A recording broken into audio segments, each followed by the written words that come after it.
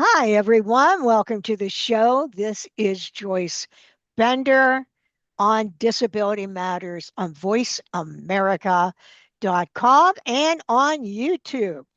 So, if you are watching right now and you are a person who is vision impaired, I feel so bad you're missing my wall because I have a purple wall right behind me.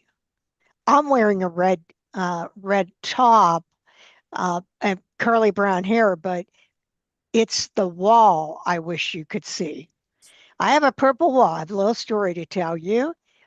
Many years ago, probably maybe 20 years ago, this young girl who would be an adult now with epilepsy in Canada went to Parliament and said, I want a color for epilepsy, and she chose purple.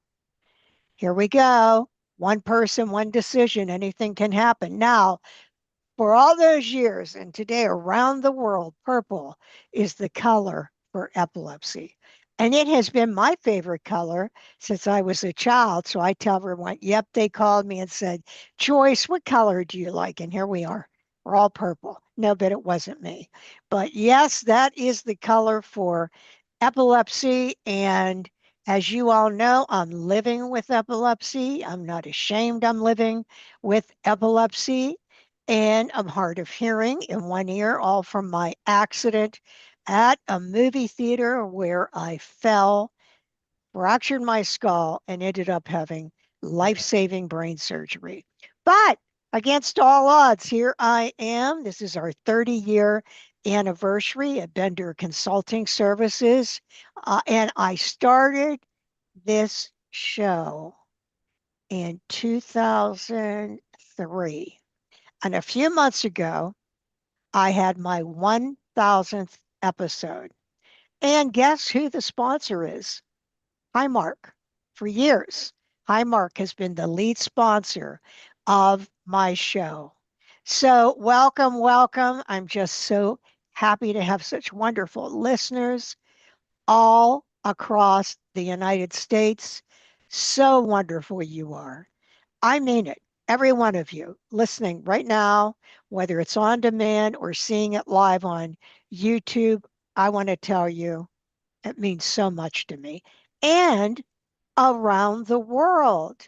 Theo, if you're listening in Brazil, I'm sending a shout out to you and one to Gangyang Cho in South Korea. You know, we have listeners 73 countries. And someday I'm going to be telling you 500 countries. But no matter where you are, tell someone else, tell someone else so that we can let people with disabilities know there is quality of life for them. And there's my shout out, Yoshiko Dart. Special shout out to Yoshiko. Remember, everyone, she is the widow of the late, great Justin Dart, the most famous disability rights hero. Yoshiko, love you. And you'll be hearing me every show for years. I've been giving Yoshiko that shout out. Well, we have a great show today. Speaking of Highmark, which is such a great company and is the way I got started 30 years ago, it was Highmark. That's how I got where we are today. That's why thousands of people with disabilities have jobs all across the United States. And today we have Melissa Anderson, who is the Chief Risk and Compliance Officer at Highmark Health. She's really, really smart. Well, So, thank you, Joyce. Melissa, Melissa, welcome to the show. It's a pleasure to have you. As I Thank you, said, Joyce. it's always a pleasure to have anyone from Highmark. So, Melissa, let's hear your story. I always tell people that, everyone wants to know a little bit more about my guest. They'll say, wow, that person was great. I wish I knew more. And that's, across the US, but just imagine around the world. So let's hear your story. How about if we start out with your story? Okay, sounds great. Well, thank you, Joyce, and thank you for having me today. It's been years since we've been working with vendor consultants, really across the whole enterprise, and we've always had a great partnership with Joyce and her team, and I have members of her team on my team, so we've worked together for many years. But my story, I know you'd asked me once, where did you grow up? Where did you go to college? How'd you get to Highmark? And I'll take you through that. I grew up here in Pittsburgh. Went to Penn Hills, graduated from Penn Hills High School, and then went on to Washington and Jefferson College in Washington, PA. So always have been pretty local to Pittsburgh. Majored in accounting. My first job out of college was with KPMG. At the time, that was the big eight accounting firm. So I'm really dating myself because that's no longer eight. I think it's more like four. And as many public accountants do, we get to know our clients, spend time with them. And I was offered a position here at the time. It was Blue Cross of Western Pennsylvania. And became a manager in the finance area and accounting and reporting right at the time that the merger happened Mhm. between Blue Cross of Western Pennsylvania and Pennsylvania Blue Shield. And so I navigated my way through the finance area to the role of the chief accounting officer, and then took the position that I am in today, back in 2012, where I have risk as well as compliance and a number of other areas. But over the last 30 years that I've been here with Highmark, I've had probably about 10 different roles. And I often tell people, like, navigating your career is more of an S curve than it is a straight line. And you have to kind of build your skill set along the way, as you kind of work through an organization. And that's really been my experience here at Highmark. You know that, do you know you've been there right from when I started the company? Because I started in 1995 with Bill Lowry, Oh my and it was gosh, yes. and it was Blue Cross of Western Pennsylvania, Mhm. and then it became Highmark with he and Keith Kapmeyer. That's right. So I started in December of 96. So right at the time. I always tell everybody I started when I was 12. So that's been my journey over almost the last 30 years. wow, that is amazing. Well, you grew with me then. There's no question about For that. sure. So, Melissa, let's hear what you do. Tell us about your leadership role at Highmark. Sure. So today I'm in the role of Executive Vice President, Chief Risk and Compliance Officer for Highmark Health. And as you know, Highmark is an enterprise made up of a number of different companies. So we have Highmark Inc., which is our insurance entity. Many of you know that with the Highmark is associated with the Highmark name. But we also have Allegheny Health Network, which is the provider system, which has hospitals, doctors, et cetera. And so we brought together an integrated enterprise that really has a payer and a provider. In addition to that, Highmark Health also offers a technology company called Engine. Joyce, you're very familiar with that. I think a lot of your team ends up in a consulting role or working directly Oh, with yeah, the Mick Malik technology is a team at Engine. champion. Yeah, yeah. Go ahead. And then we also have a dental piece called United Concordia, where we offer dental insurance. We have stop loss and some other things. So we're a very diversified company. I have accountability as the Chief Risk and Compliance Officer over that entire enterprise. And within my area of accountability, I do everything from pure compliance work to manning the hotline, right, from an integrity perspective and ethics perspective. We do financial investigations and provider review, risk operations, enterprise risk strategy. I have a strategic enablement and intelligence team. And then I also have information systems and risk management, which includes our cybersecurity function. So all of my functions really are the second line of defense to the business. And the way I look at it is we're protecting the blind side. We've got to be behind the scenes, working with our business owners to be sure that we put the right internal controls in place, understand our risks, and protect the company.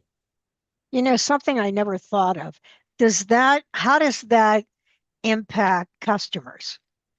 Highmark's customers. You do that also? We do. So we are more behind the scenes. So I think about it in terms of Highmark's customers have very important information, right? We have a lot of information about your own personal health information, as well as just everything that kind of creates the DNA of a person, if you think about it from a medical record perspective or from an insurance perspective. So when I think about our role, it's the protections of security, right? Making sure that we've got the digital security that's needed, the right policies and procedures in place to protect us from a compliance perspective. If somebody has an issue, understanding what that issue is and helping them from an integrity and kind of compliance perspective. So we're behind the scenes, Joyce, but we're working every day to protect our members and our patients in a variety of different ways, whether it be digitally through our networks and our systems, or, I have compliance officers on site at every hospital, right? And we also work with our operations areas from an insurance perspective and making sure that we have the highest quality, right? And we're compliant with the quality requirements that we have as a Blue Cross Blue Shield plan. So a Uh, variety of different ways that we actually interface behind the scenes with our customers. and Melissa, what is a compliance officer? What is that?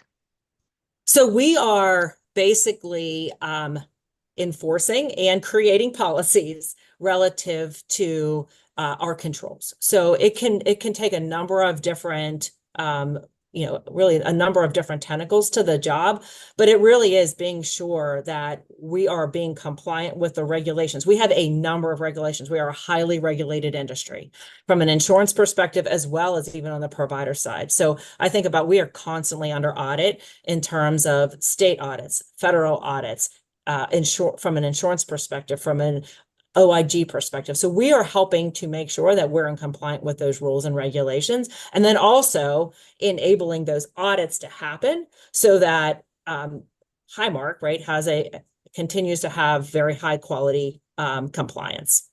Mm-hmm. It is amazing how many jobs there are, different positions at an entity. Like people think of Highmark, they think insurance, and then they think of AHN, who I'm very proud to tell you that they have really partnered with us, and we've been placing a lot of people with disabilities in the clinical areas. But, you know, Oh, that's fantastic. yes, but who would, compliance officer? Who would be thinking, yeah, that's going to be my career, being a compliance officer. But it is a very Yeah. important role. Yeah. I mean, based on really the fact that we have such a highly regulated environment that we operate in healthcare, which makes sense, right? You have to have certain standards. You have to have certain patient safety requirements, right? To protect our patients. You have to also be sure that on the member side that we're meeting the requirements that the insurance department puts out. So it's a complex area to navigate. And not only that, we're in different states. So the Pennsylvania rules aren't the same as the West Virginia, aren't the same as Delaware, different than in New York. New York, highly regulated, and we have an entity, obviously, in New York. So it is very complex when you think about the level of compliance that we need and the breadth of which we have to cover from an enterprise perspective. Mhm. Yeah. Yeah, that's every time I watch now any football game and I see Highmark Stadium, I get so excited. Hi, Mark. Highmark Stadium.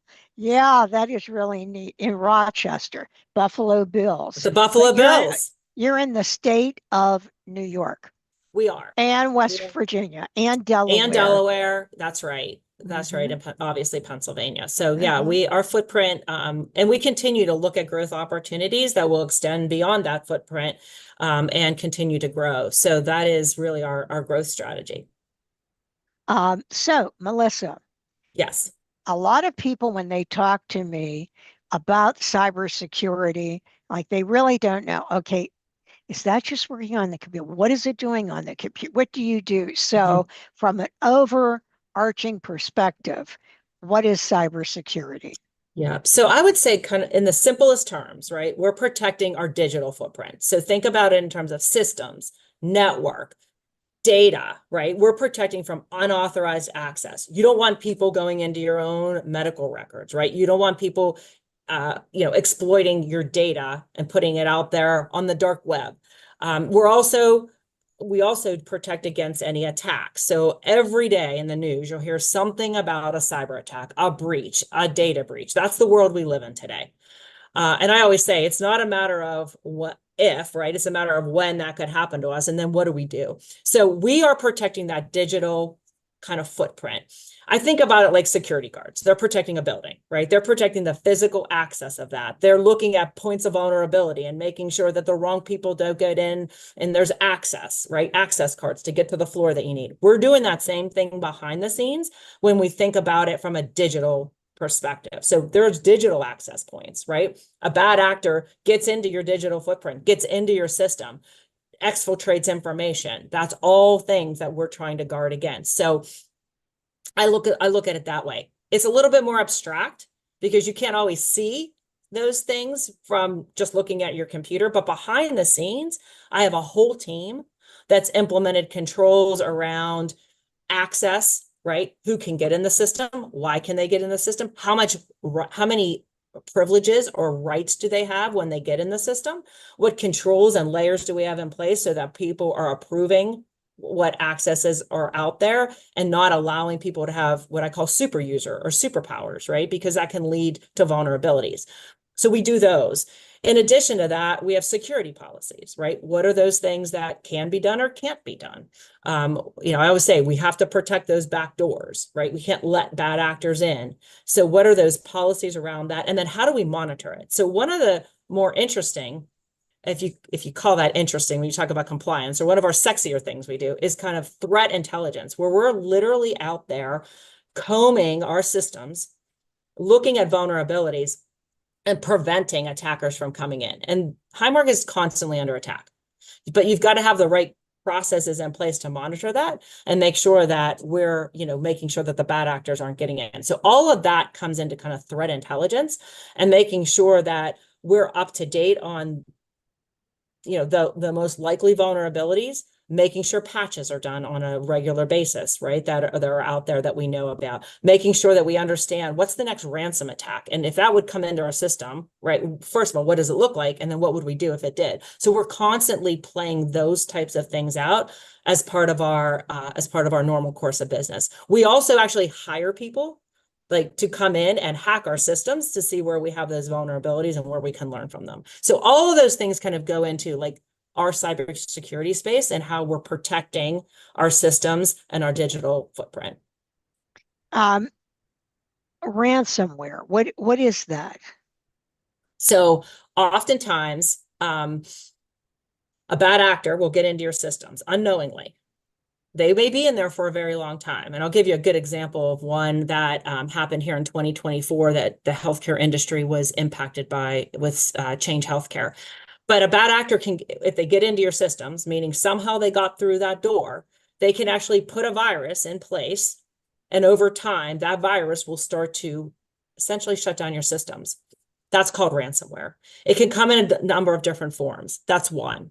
And oftentimes the bad actor then sends you a ransom note and says, if you want to get your systems back, you're going to have to pay X amount of dollars, and then we'll give you an encryption code that will help you to restore your system. So it literally is just like a ransom note would be in a kidnapping, where your systems have been taken over by a bad actor. In 2024, February 2024, you probably heard about the Change Healthcare issue. And this one was pretty big for our industry. And it was exactly what you said. It was a ransomware attack. Change Healthcare is a part of the United Health Group. And that the cyber attack that happened then was one of the largest in the healthcare system. And just a bit of history on that, Change Healthcare was recently purchased by United Healthcare. And so when that transaction happened, the bad actor probably had a good sense that there may be some vulnerabilities. And they went after Change Healthcare and in fact got through, installed ransomware over time. Change didn't know that it was out there. And then in February, basically took over the Change Healthcare system. Now, why do you think that's important? A couple of different things. Change Healthcare served as the clearinghouse between payers and providers. So it was the way money was transacted between hospitals and doctors and the insurance industry. So when you shut that pipeline off, we had no connectivity to each other, right? So doctors and pharmacists and hospitals couldn't get paid. Insurance companies had the money, couldn't transact the business. It impacted about 190 million people because of this one company. The reason is there are only 3 vendors that provide that service across the country. So the bad actor knew that there was probably a vulnerability, but also knew that it could bring down the United States healthcare system if this attack was successful, and it was. They were able to exfiltrate or steal sensitive personal identifiable information for more than half the United States population. So think about it in terms of all your PHI. It could get to your Wow. address, your Oh social my security number. goodness. It could get to your healthcare identification number, all of that things, addresses, insurance information, all of that. And so it became a pretty big issue immediately in the healthcare, but then really the trickle down effects of it were even more, right? Because now you have all this information that's been exfiltrated from Change Healthcare and out there on the dark web. They sell that information. And by the way, the systems are down. So when you talk about an attack like that, in order to get the systems back up, and these gangs that happen, like there are literally cyber gangs. This one happened to be called Black Hat. They operate in the healthcare kind of industry, as well as they had taken down MGM Casino at one point in time. So they're pretty well known as a gang that operates with cyber attacks such as this. But their ransom note asked for $22 million in Bitcoin. United, being in the situation that was and trying to get Change Healthcare back up, paid the $22 million. It still took them months and months to recover. And if you think about 22 million as a lot, it is estimated at this point, and I don't think the lawsuits aren't even in yet. All of the lawsuits aren't even in yet with United Healthcare, but they think that will be up to 3 billion. That's with a B, in terms of disruption, lawsuits, and everything else that they've had to do to recover from this data breach. So when I think about the job that my team does, it's critically important, right, that we put those controls in place and that we continue to protect that cyber environment, because one event such as this can be really catastrophic. Well, did they catch those people? That's the problem, Joyce. Very difficult to catch them. You operate in Bitcoin. Bitcoin's anonymous. They acknowledged the fact that they did it. They got the 22 million. And then what? They went off to their next target. So it is very difficult to catch them because of the way they operate, right? They're very swift in terms of attacking and getting out. Obviously, Change Healthcare didn't catch them until the actual ransom note appeared. And at that point, they had everything they needed. Now what? You already have everything.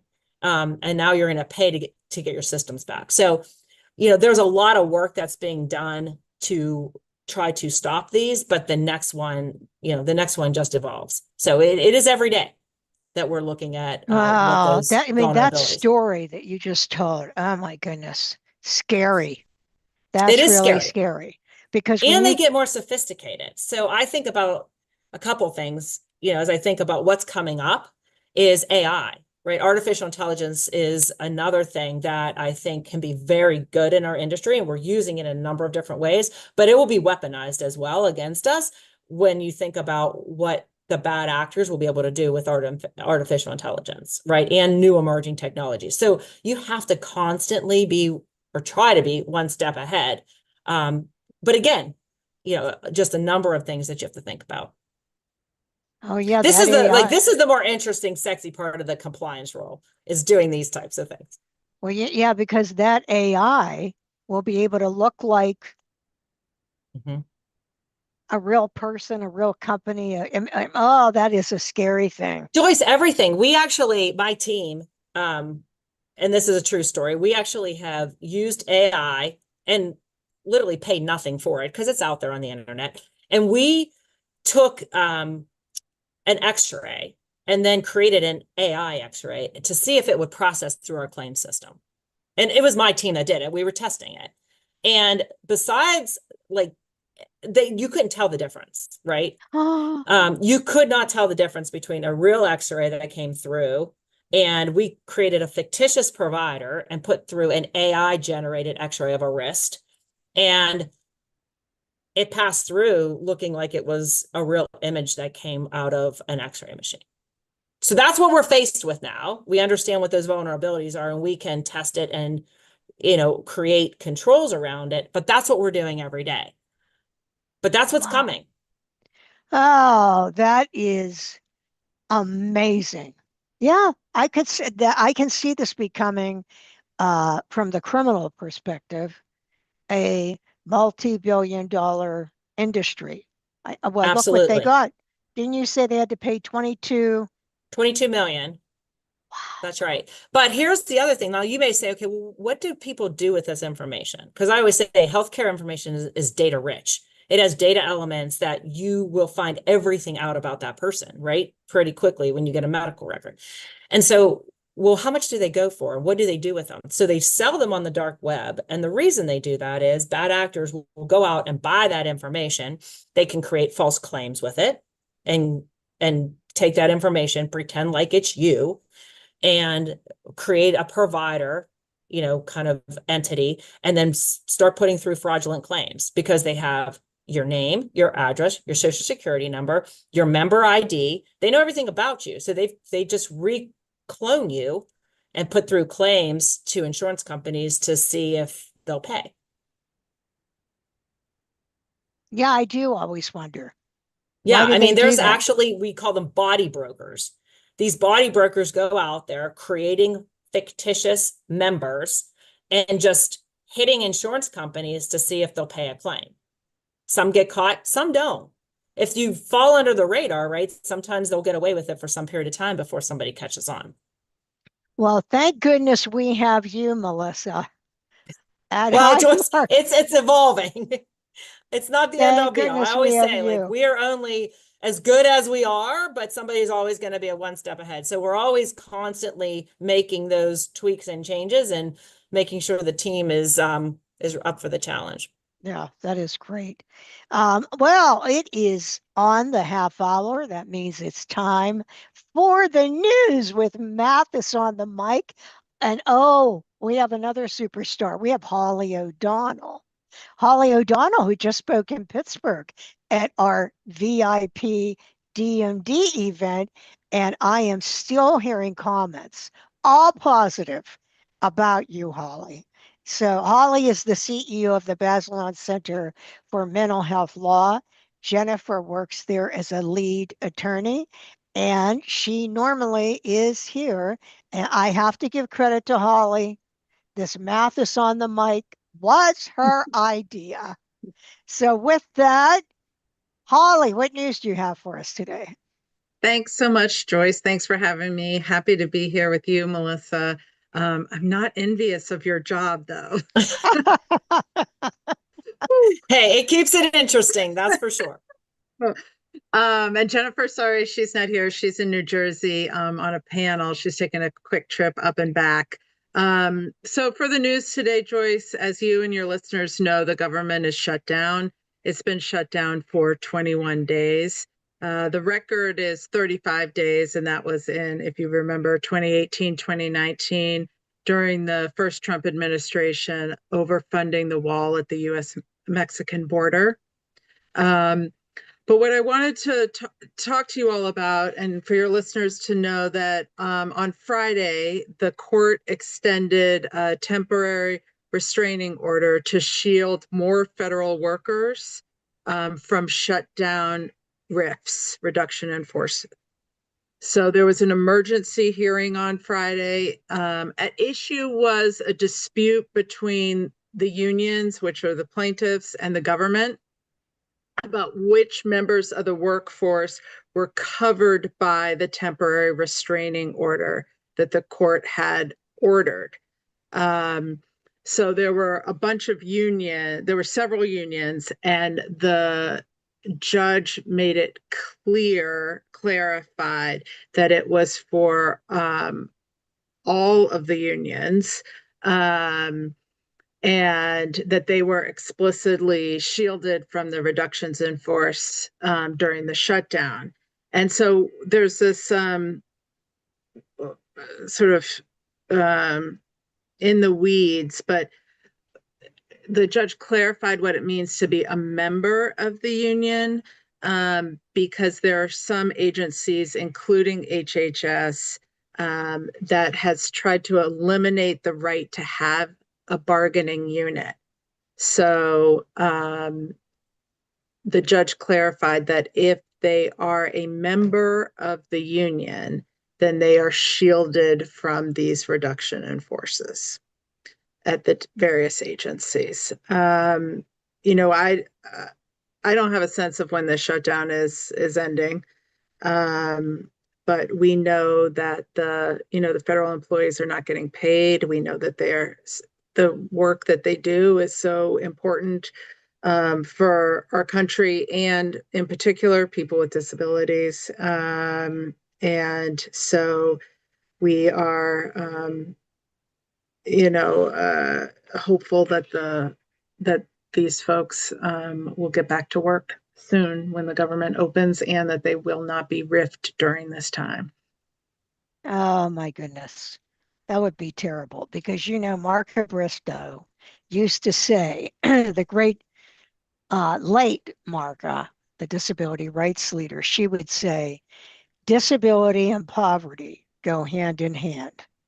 So when you think about people that are not receiving any funds at all, oh my goodness, this is terrible. It's so terrible. Do you think, from your perspective, Holly, is it possible for an emergency? I guess I don't know if the vote would have to come from Congress or what. FAA, let's say, because of the air traffic controllers, that the government says, oh my God, we have to do something. Is that possible to Well, I single mean, out one? there are essential workers. Mhm. So, there people are flying, right? So it is whether or not you're an essential worker or not. They also are doing things where some essential, like one position will, like people will switch off. So somebody will work 1 week and somebody else will work the second week. That's happening.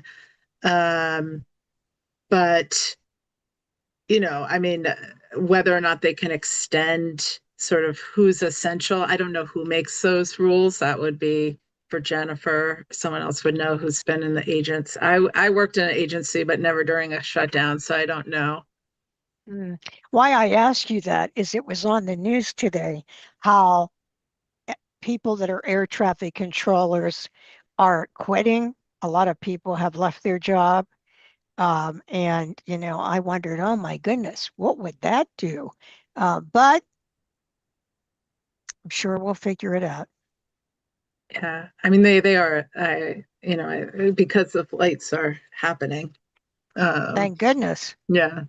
Um, but I mean the museums are closed. I So you know. do walk around. I saw some confused tourists the other day when I was on a run, and so I explained to them why the museum was closed. I know. I think about everyone that planned a trip to one of the national parks or Hmm. planned a trip to go to DC and paid for all of this up front. And there you have it. Yeah. It's terrible. Well, thanks for letting me join and share the news. I'll be Basilon, I am so honored to be on the board. Give us that website. www.bazelon.org, and you spell Bazelon Bazelon. So you can just go there and make a donation today. All right, Holly, Thank thank you. you for See you being with soon. us. Bye bye. Bye. Good luck with your Bye-bye. work, Melissa. Thank you. You too. Melissa, we are the only place, this is my 22nd year on the air, and we are the only place you can go to hear national news that impacts people with disabilities every week, every single week. So, we're very proud about that. That's But fantastic. yeah, but I can see why she said about your job and how hard your job is. And I guess the way cybersecurity is different is what you said. In healthcare, they can get everything. One That's right. fell swoop, and they can know everything about you. And that's why we're a Um, target along with financial services, and I would say government too, because of the kind of data rich environment that we have, right? And I also think coming to your point there, Joyce, the other reason I think is that we have such legacy systems. And if you think about bringing these systems together, oftentimes it's through mergers and acquisitions, just like I described in the Change Healthcare situation. There's also vulnerabilities, and the bad actors study those things, right? And they know where they'll try a lot of different places. There's things called spray attacks, right? Where they just spray out there, a number of attacks to see if anything sticks. But that is one of the reasons, is that data rich, financial institutions are another one, right? Because they're motivated by money. And then on the government side as well, again, because they can get to a lot of data, and hold things, again, for ransom. Well, I know you're right when you were saying it happens all the time, because that Checkpoint 2025 cybersecurity report showed an increase of 44% compared to the year before. And I'm going to guess that's just because they're seeing it work. For sure. I think you're exactly right. Like, I look at it maybe in a couple different areas, right? Like, we often say that, like, why now, right? I think it's profit-driven crime, right? The majority of cyber attacks are motivated by financial gain. And if they work, like we just talked about, while they may put some concentrated work into some period of time, it's reaping big benefits. So, I described this, the Change Healthcare situation, $22 million. It's, for how much work? Yeah. So again, they were in there for some period of time, but oftentimes the ransoms are often tens of millions of dollars, depending on the size and the type of attack. But also I think about their state-sponsored attacks too. There are advanced hacking groups or cyber gangs that are being weaponized by nations, that are actually state-backed, and they target critical infrastructure and intellectual property. And there's incentives that are really rising in those types of attacks that make it a global threat. So I think we're going to see it, we're going to see it continue. And the bigger the attack and the bigger the impact, the more you'll see from a financial perspective, right? Mhm. I worry about it truly on the provider side, like our hospital systems. Like, think about it. You need an insulin pump, right? And that's technology drives that. A heart monitor. If a bad actor gets in there and can manipulate that, now you're talking about patient safety and lives. That's what worries me, right? Is we can deal with data and money on the insurance side, but if you think about all of the critical things that happen in a hospital with technology and a cyber attack that brings down a hospital, wonder if you can't get to a medical record and you have somebody on the operating table and you don't know their blood type, right? Because these hard copy records aren't available readily.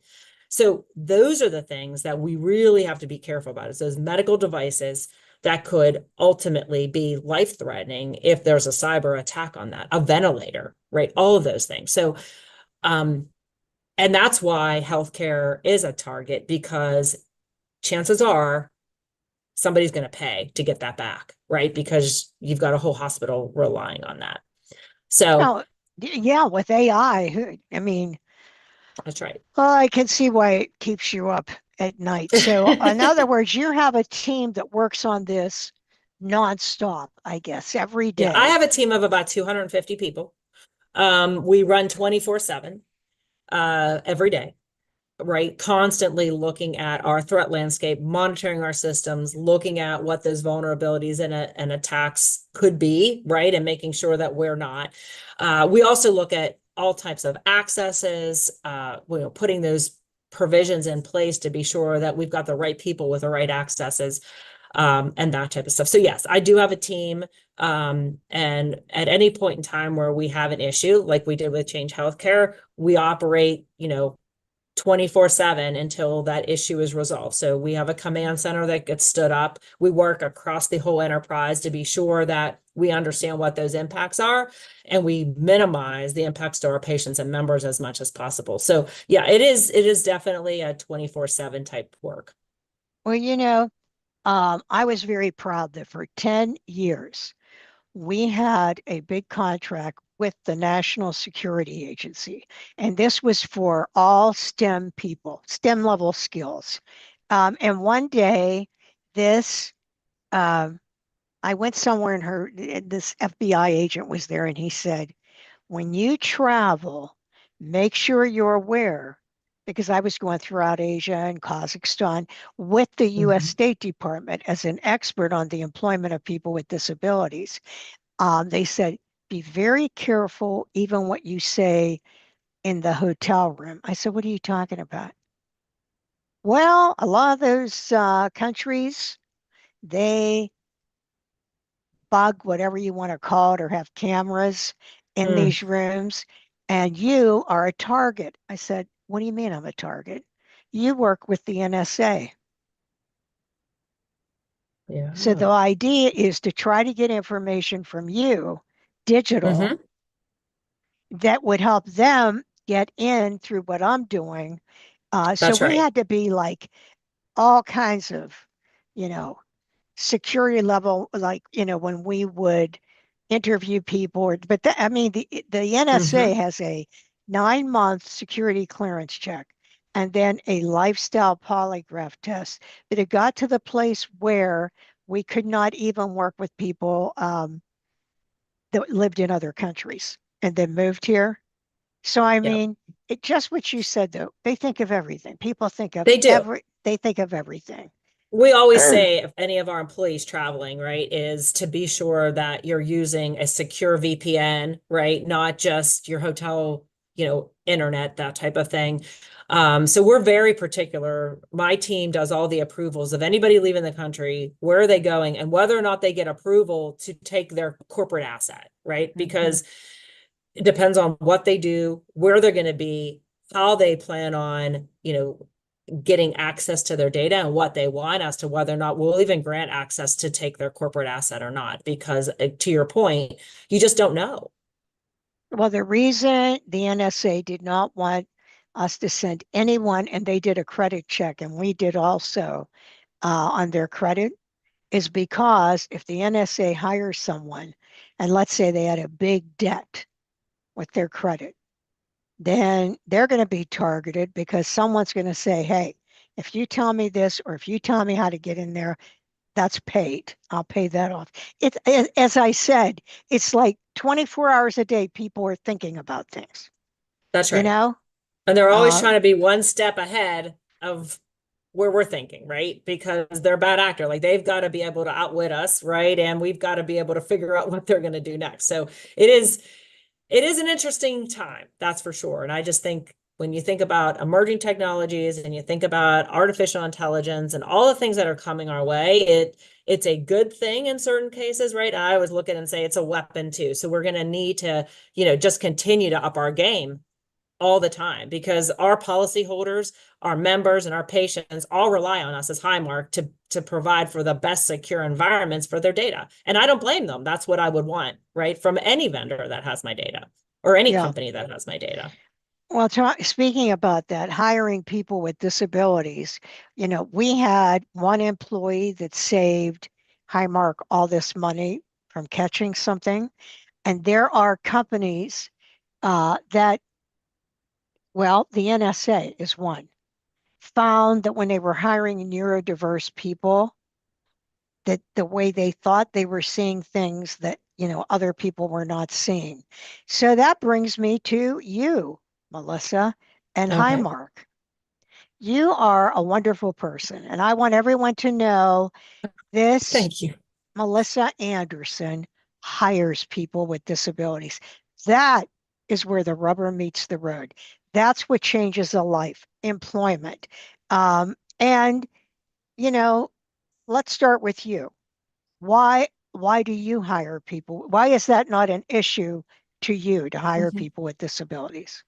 Yeah, Joyce, I think over the years, we've learned that having a diverse workforce really um, helps everybody, right, understand limitations, disabilities, and all those things. So I think it actually is a great way to bring people together.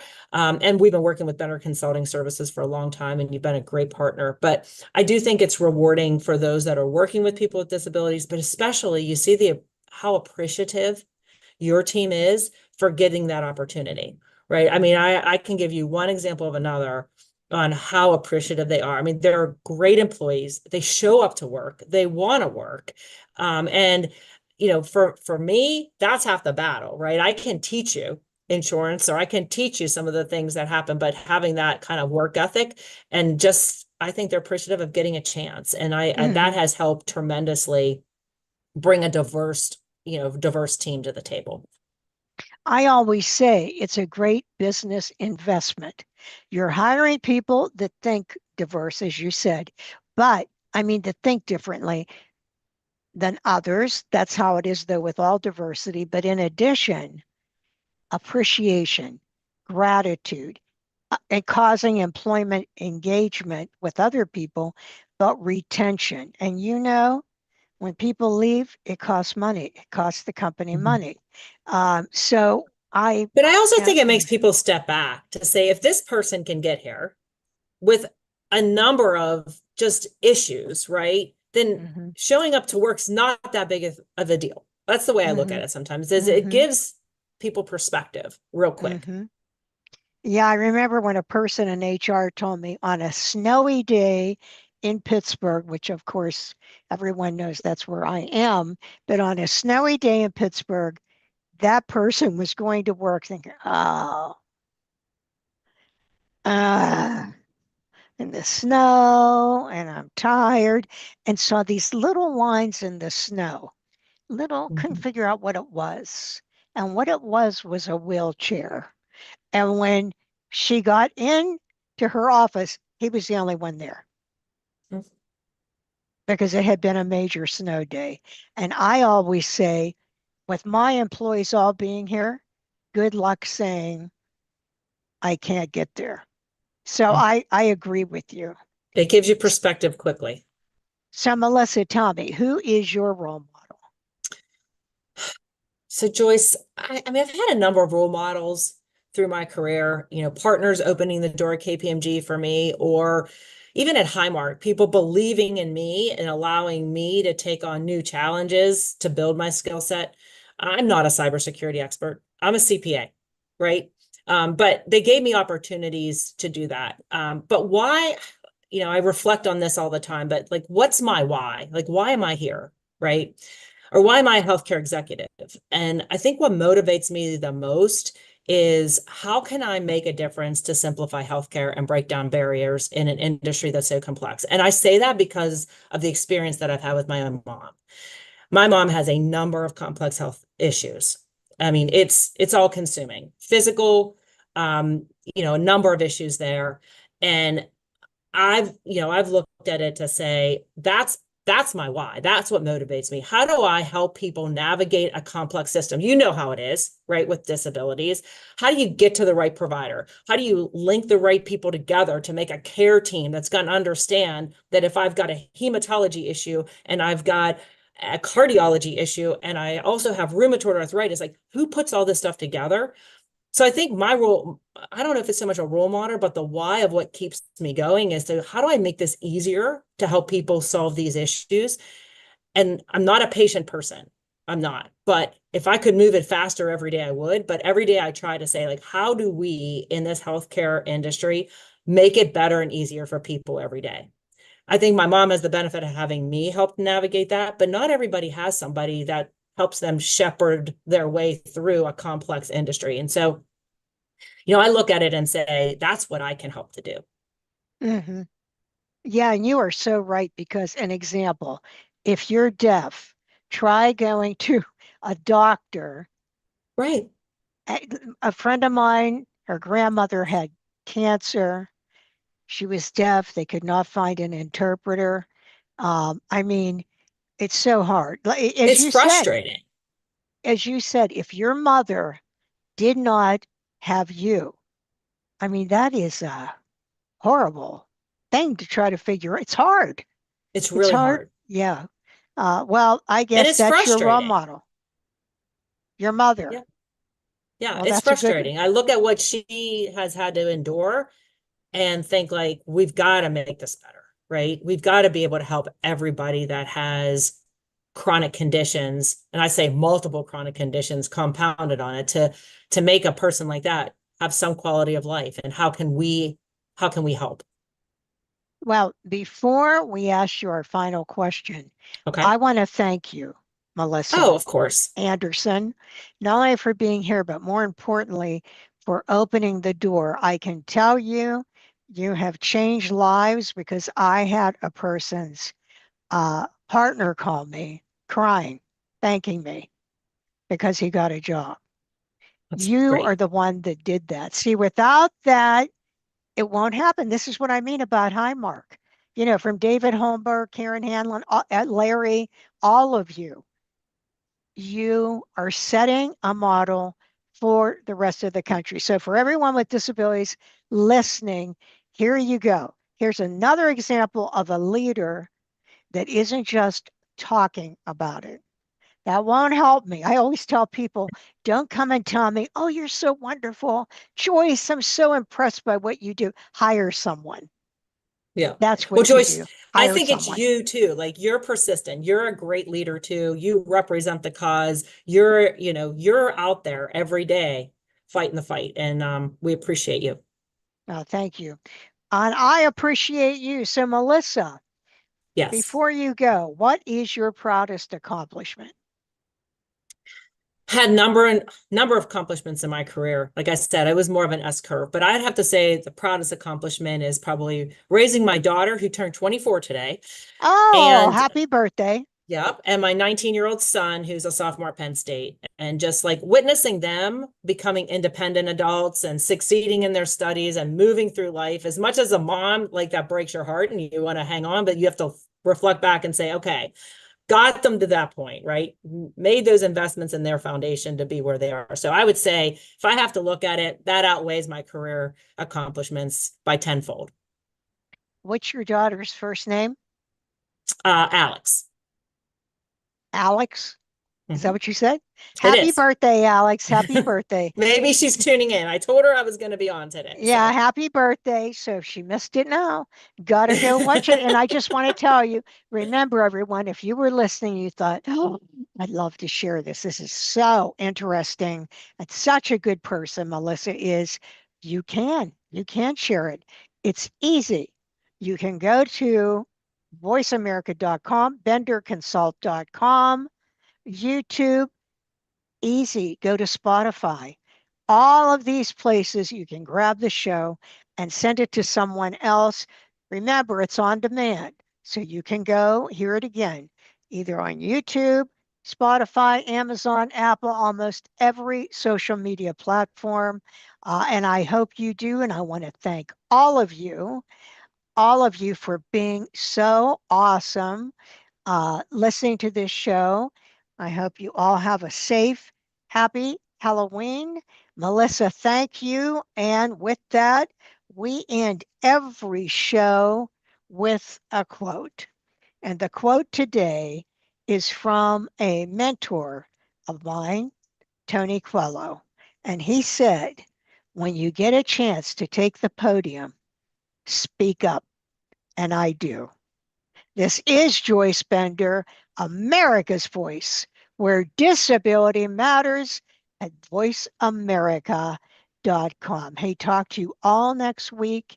And in the words of Mary Brocker, when you get up tomorrow and you go out to start your day, remember, choose joy. It will make all the difference.